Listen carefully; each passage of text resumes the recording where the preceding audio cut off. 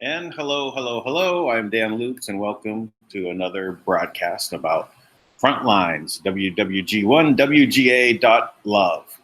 Where we go one, we go all .love Frontlines. We're here today with another episode of Serial Brain 2. When we last left Serial Brain 2, we were on the trip to UK, and we were discussing what did it mean, what was it all about? And we have a further information about this trip to the UK. And it all comes down to sovereignty. If you heard Trump in his speeches while he was there, he was talking about sovereignty. But what Serial Brain 2 was pointing out, and for a lot of people who've actually dug in for and have seen that we've been what our country that we feel in our hearts has been subjected to. Legalese, positioning, the aspect of the Virginia Charter back in 1606, I believe, that was establishing a business, and the ownership of this was by the king. And the king never gave up ownership of this and continues to receive all the profits, or at least now it's the queen or the crown corporation, which is then divided amongst the 13 families and so on. But even when we had our revolution to get our independence, what actually happened? It was the agreements were put together by attorneys. Well, in that time, esquires. So what is an esquire? And that's some of the conversation that happens here is just talking about who are esquires, who are attorneys, that they are actually representatives of the king, of the crown. British Bar Association is the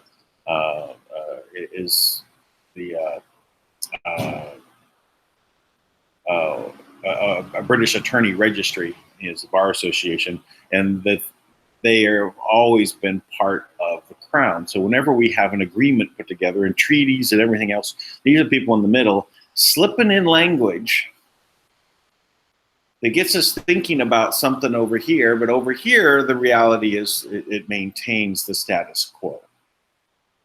In essence, to appease the population out there.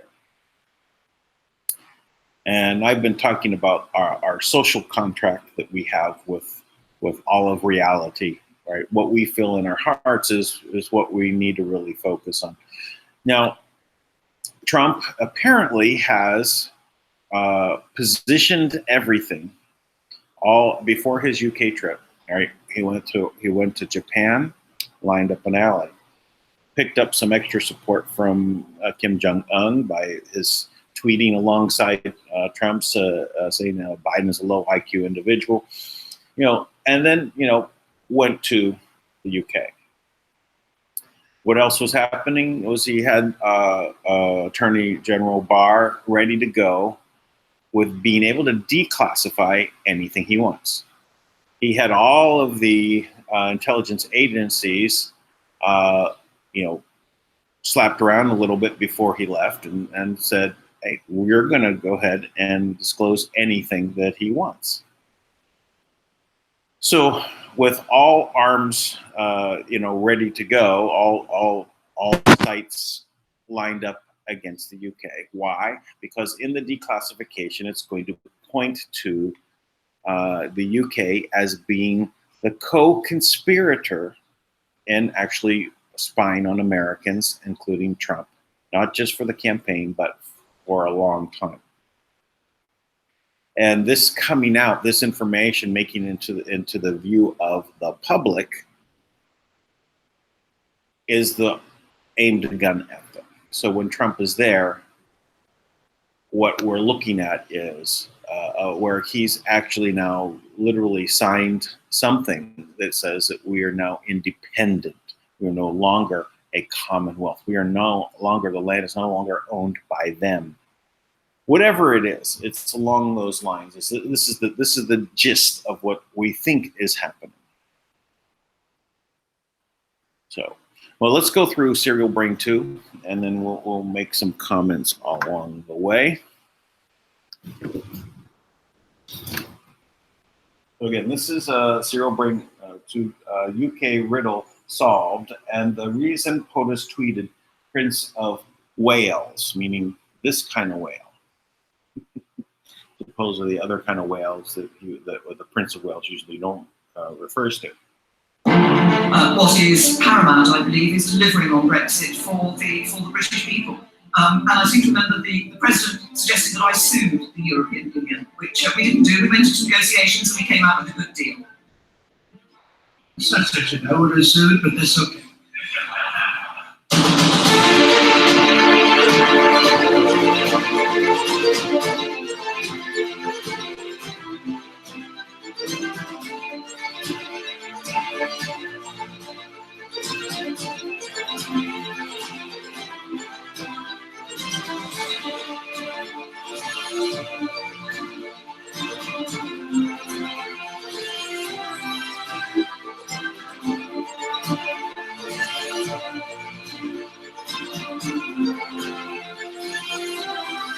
Esquire magazine.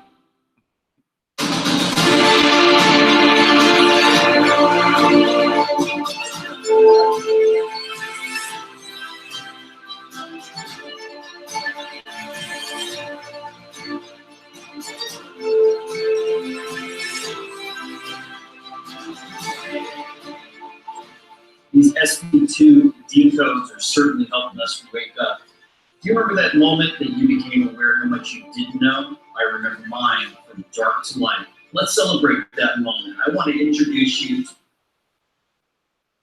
Skip ahead a little bit. visit to the UK riddle solved and the reason he tweeted Prince of Wales. We continue to decode the UK state visit riddle introduced earlier. Before you proceed, make sure you watch part 1 of this video series. First, did you notice that 3 hours after I posted part 1, where we went through the falsified story of America's independence and the 3-city empire, the maestro posted 3 tweets with confirmations and encouragements? At 9:21 p.m., he tweeted a video timestamp connected to Q3321, and where we read, "This is why we are here. Good find, Anons."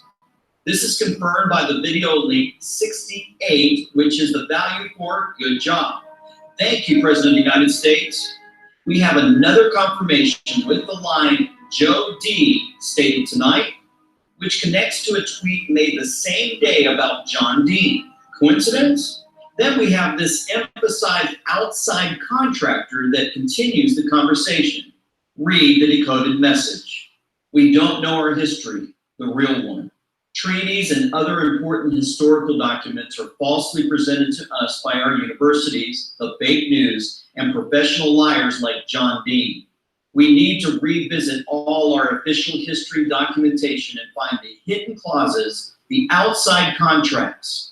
The cabal used these clauses to restrict us and prevent us from having independent foreign policies. These hidden clauses are also where the traitors have been hiding since the creation of the United States. To illustrate the reality of these outside contractors and contracts, here is an example of how the cabal used laws through Congress to curb our foreign policy. Elizabeth Patterson Bonaparte and the 13th Amendment. Elizabeth Patterson Bonaparte, 1785 to 1879, first wife of Jerome Bonaparte and sister-in-law of Emperor Napoleon I of France. You have Jerome Napoleon Bonaparte, 1784 to 1860, was the youngest brother of Napoleon I and reigned as Jerome I, King of Westphalia, between 1807 and 1813. The 13th Amendment is called the Title of Nobility Amendment and forbids U.S. presidents and their officials from using royal titles like king or prince or baron. Republican Senator Philip Reed of Maryland introduced this amendment in January 1810, and Congress ratified it by May 1st by a vote of 87 to 3 in the House and 19 to 5 in the Senate, sometimes called the Reed Amendment or the Phantom Amendment. This comes from the Encyclopedia of Constitutional Amendments, Proposed Amendments and Amended Issues, 1789 to 2010, page 483. The motivation behind the 13th Amendment. Elizabeth Patterson was a beautiful American woman and the daughter of the second wealthiest man in Maryland. On Christmas Eve, December 24th, 1803, she was married in Baltimore to Jerome Napoleon Bonaparte, brother of ruling French Emperor Napoleon Bonaparte. Elizabeth's teen love story soon became a nightmare when the French emperor plotted to cancel the marriage, formalize a divorce, and prevent her from setting foot to France when pregnant of her son with Jerome. The emperor thought that this marriage could interfere with his war plans and foster an uncontrolled rapprochement with the freedom-hungry United States. He considered this new bilateral relation could send a bad signal to the other French colonies and inspire them to seek for their emancipation. It was time to activate his spies in Congress and introduce the Title of Nobility Amendment. The end of monarchy in France in 1852 explains why this amendment was not pursued. So now this was, when I first heard this, is a new background for me. I did not know about this part of Napoleon playing and this bringing up the Titles of Nobility Act. And you have to look at what Napoleon was. One of his chief functions was to, he wanted to break up the system and bring about, well, he was creating an empire, right? A new monarchy.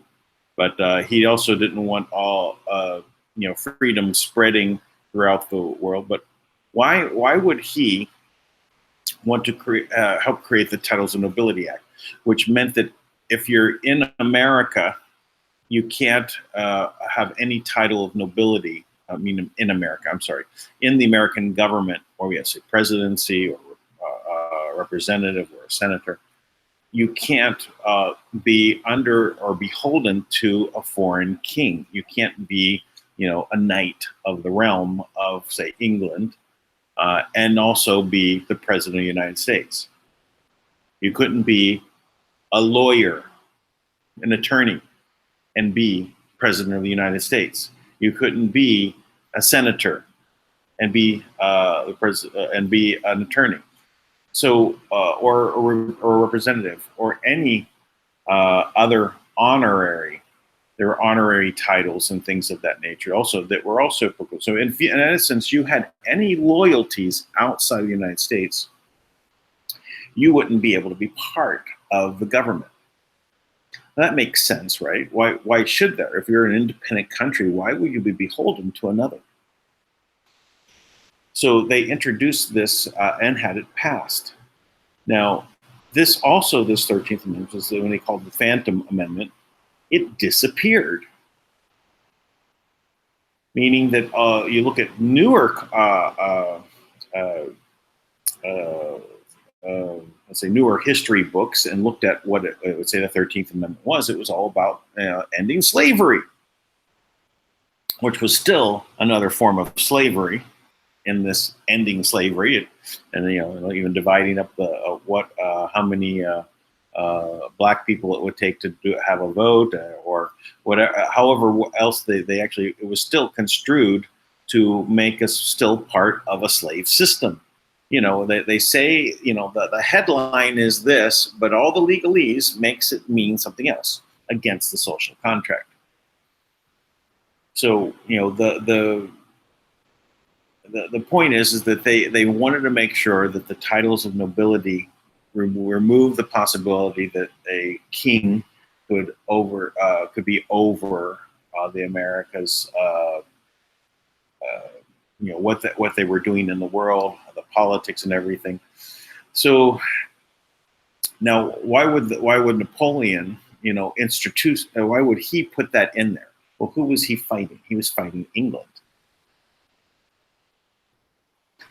So if England was to be weakened on that side by, it was basically another political move, a war at a time of war.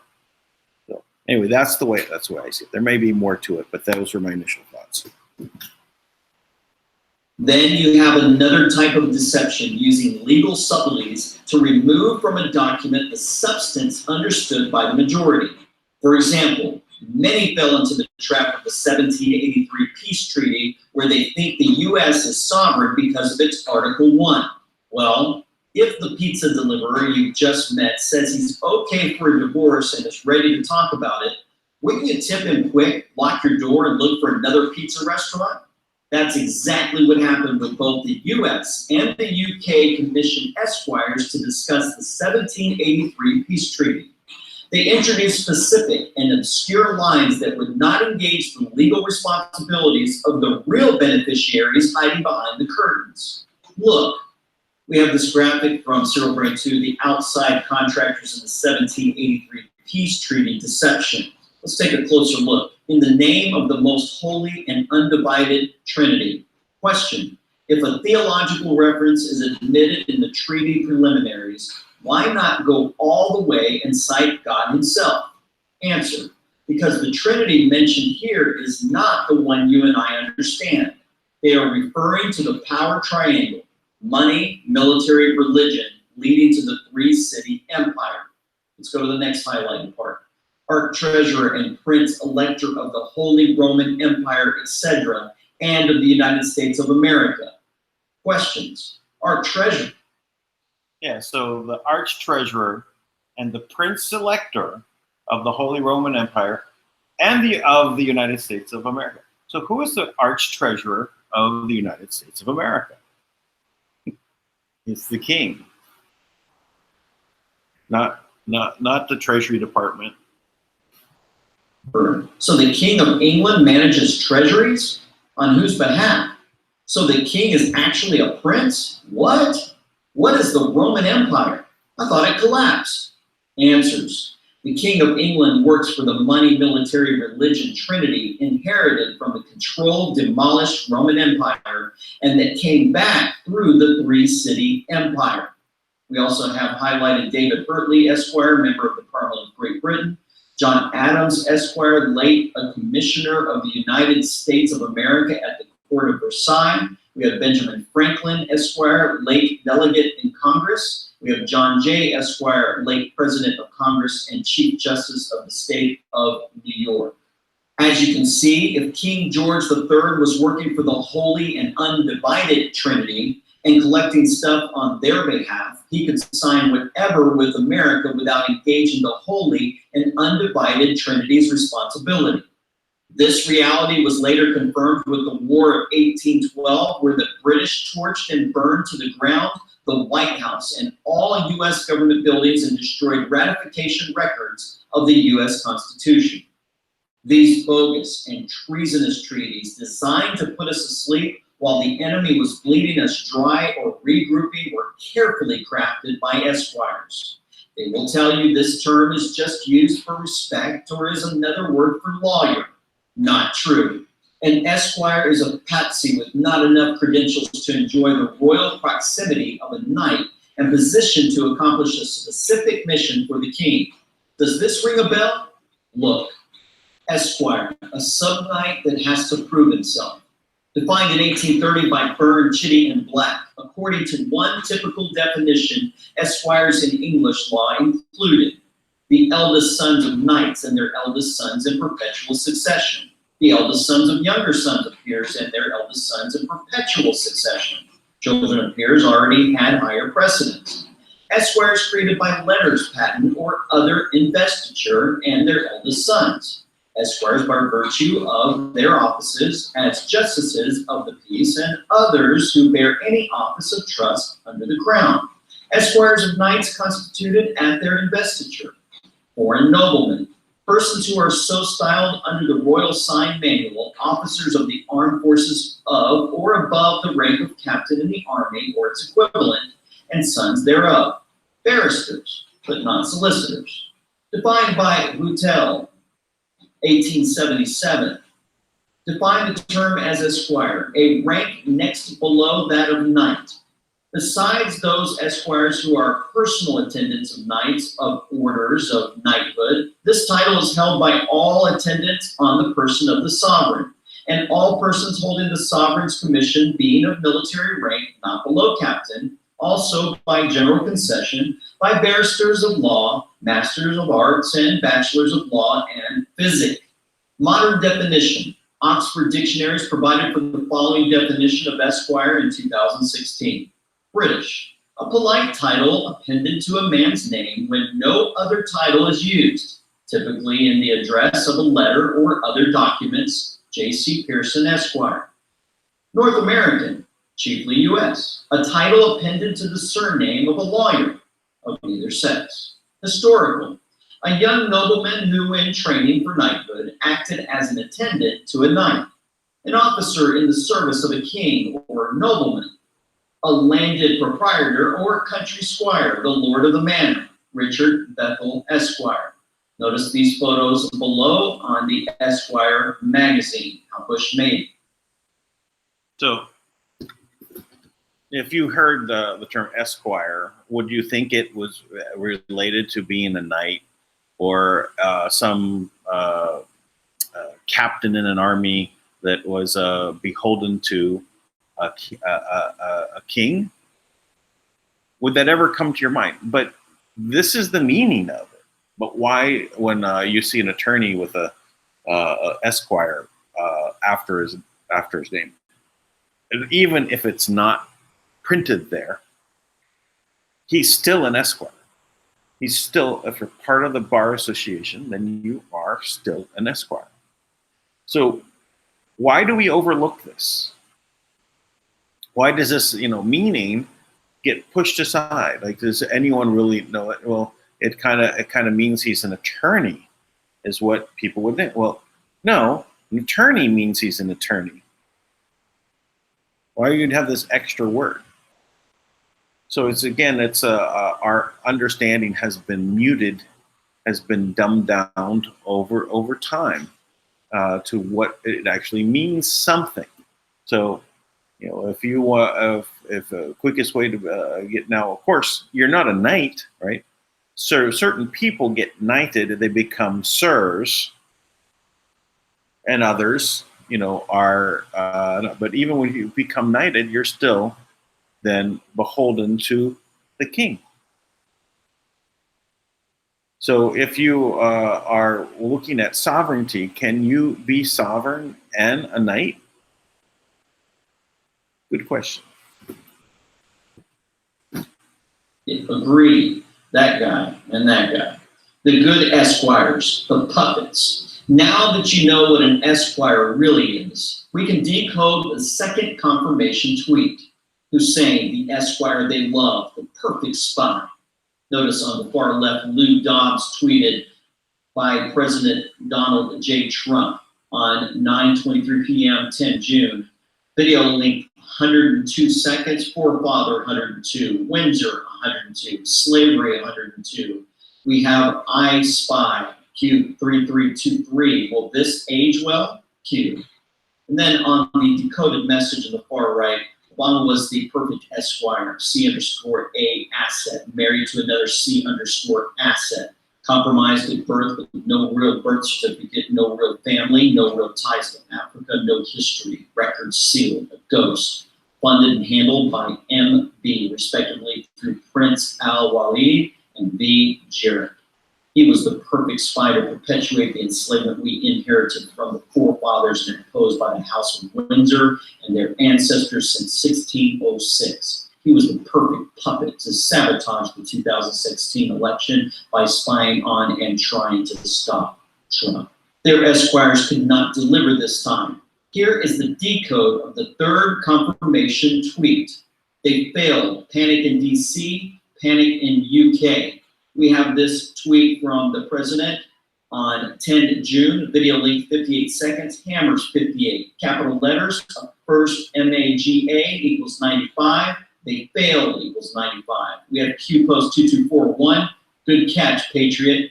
Down below, panic in UK, panic in DC, UK, panic in DC.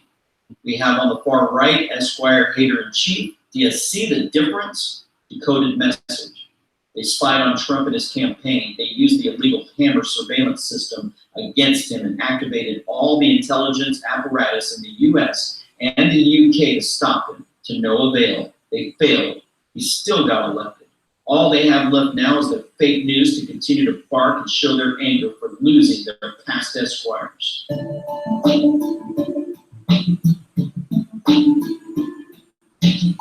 Let's now dive into the 10-tweet riddle that I pointed out in the last video. Tweet 1, the subject matter is revealed. First video, conquest of the three-city empire. We have the arrival of U.S. military might. We have Queen in green, green light, you won, congratulations. We have Melania in white, conversion time. Welcome aboard, UK White Hats. We have at Q equals 17, troop review, no queen, prince left behind, winning. Then on the far right, religious conquest at 34, Westminster Abbey. We have also the financial conquest, the London perimeter. Look at those tweet pictures. Tweet 2, the Duke of York accompanies the President of the United States to meet with the Prime Minister and business leaders. The owner of the U.S. corporation is revealed here. We have the tweet on the far left, retweeted at 7:48:03. On day 2 of the U.S. state visit, the Duke of York and Prime Minister at Theresa May welcomes the President Donald J. Trump at St. James Palace for UK-US Senior Business Leaders Group Breakfast Meeting. Capital letters 514. They're all willingly supporting enslavement equals 514. The owner of the United States Federal Corporation equals 514. Interesting. Q748. Think children, think slaves, fake, cheap, decoded message. Even though the UK royal family claims to not interfere in political matters, it is very present when it comes to big business and international trade deals. The reason is to be found in the history of the kingdom and the way the Commonwealth was designed. In essence, the Commonwealth is the wealth of dependent countries and businesses aggregated in the Queen's hands. In the case of the United States, their ownership started with the 1606 Charter of Virginia and ended with Trump. Tweet number 3. So just to point out, the setup of commonwealths, and if you even look at the word commonwealth, common and then wealth. So a commonwealth. So you have, with all of the members of the different commonwealths, all contributing wealth to the crown. They are tributaries. You know, they give tribute. You know, they're tax, in other words. So it's all done in business legalese, right? All under corporations and trusts and things of that nature, all in hidden from the public view or the understanding by the use of this subterfuge, right? Giving out keywords, make people think about something, but without them knowing the legalese, the base understanding is then transferred into something that is going to continue to support the business interest of the crown. We shall continue. 3, the steal problem. We have this tweet on the far left, 8:52 a.m. for June. Why was the hunt for removed in Q852? Also Q852 below, Red October Steele plant. On the far right, we have Christopher Steele, ex-MI6, Glenn Simpson, founder GPS Fusion, decoded message. Christopher Steele was a plant hired by HRC and positioned in the U.S. intelligence system. His mission was to create and inject false information about Trump with the help of his friend, Glenn Simpson. This operation was conducted by Brennan, Clapper, and Comey and was authorized by Hussein and UK Prime Minister Theresa May. I will shortly leave the job, which has been the honour of my life to hold. The second female Prime Minister, but certainly not the last. I do so with no ill will, but with enormous and enduring gratitude to have had the opportunity to serve the country I love. Tweet number 4, Theresa May had to go. We have the tweet from President Trump, thank you, at Theresa May. Those capital letters add up to 53. Be best, 53. Be fierce equals 53. Then we have former CIA analyst Larry Johnson accuses United Kingdom intelligence of helping Obama administration spy on the 2016 Trump presidential campaign at OANN. We have Q950, Pompeo is Trump's guy. At head of CIA, gather intel on all the shady CIA blank we've done both here and overseas, moves to State Department to use that intel to help free the world from the CIA you-know-what. Trust Kansas, Q. Then we have this awesome image. When somebody challenges you, fight back. Be brutal, be tough. Donald Trump. Decoded message. As confirmed by past tweets and classified information, the UK Prime Minister Theresa May conspired with Obama to sabotage the 2016 US election and challenge the will of the American people. She authorized the UK component of the Brennan illegal spying operation that Pompeo deconstructed along with other things when leading the CIA and now the State Department. Prime Minister May's interference was an act of war and an attack on our vote. Trump, as our commander-in-chief and protector of our civil rights and liberties, had the duty to fix it. Prime Minister May had to go.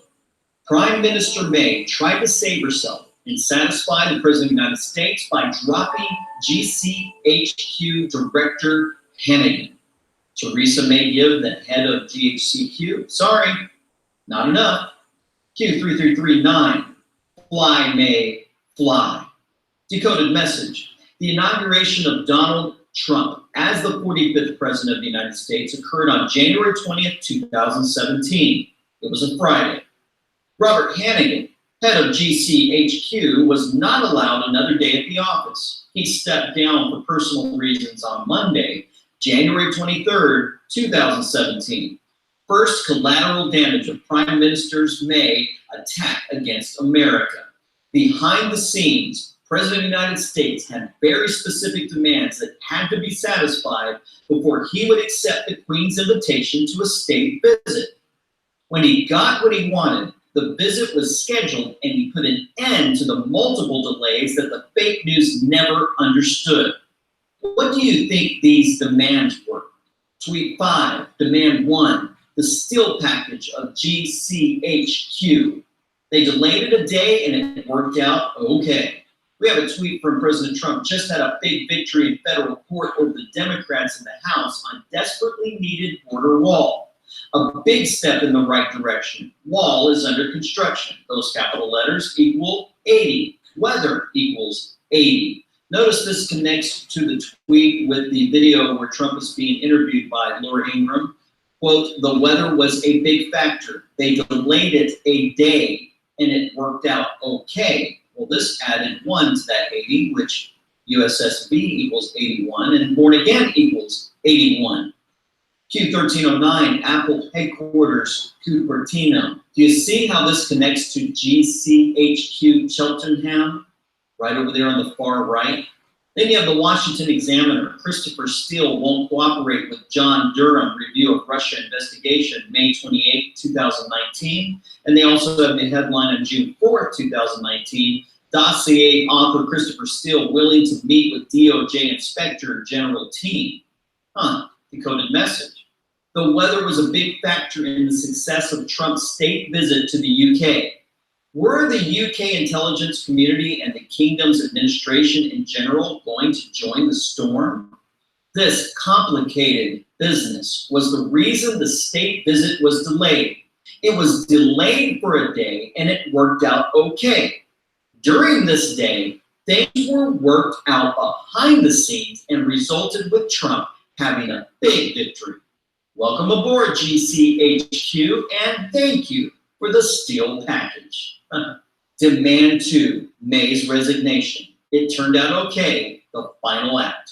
Notice 23 April 2019. They delayed it a day and it worked out okay. Coincidence? Because on 24 May 2019, Prime Minister Theresa May announces her resignation. Wow. Decoded message. Following GCHQ's director resignation on January 23, 2017, and GCHQ's full cooperation proven by the steel package, the announcement of Prime Minister May's resignation was the final act. To keep up appearances, Theresa May is allowed to blame it on Brexit. She is also instructed to stay in office until June 7th to host the President of the United States in order to give him the keys to the kingdom. Are you tired of winning yet? This is the perfect time to conclude part 2. Stay tuned for part 3 in about 12 to 24 hours as we will. Oh, part 3 on its way, right? So what did we get? What was the win? Okay, the people responsible for spying are removed. Information is provided about the Steele dossier. And what else? Did we actually get independence? I only look at what happened with in some of the posts from Trump and what he said in some speeches, that this July 4th is going to be something special. Independence Day. So the celebration in Washington, D.C. should be pretty interesting. Thus, I've had this draw that I'd like to go. Won't make it there, but I wish I could go. And if you're close, and in the U.S., I wish you may want to take a trip there for this Independence Day, because it's going to be special. All right. Well, I'm gonna end it here. I'm not gonna go through the the chats this time, or give out a. I'm preparing to leave for a meeting. I will come back in about 45 minutes with Dank Live and meet up with Tank, and we will discuss and see what the updates are and discuss some of this. I think this is a highly important to know where we are on the front lines. Have a good day. See you later.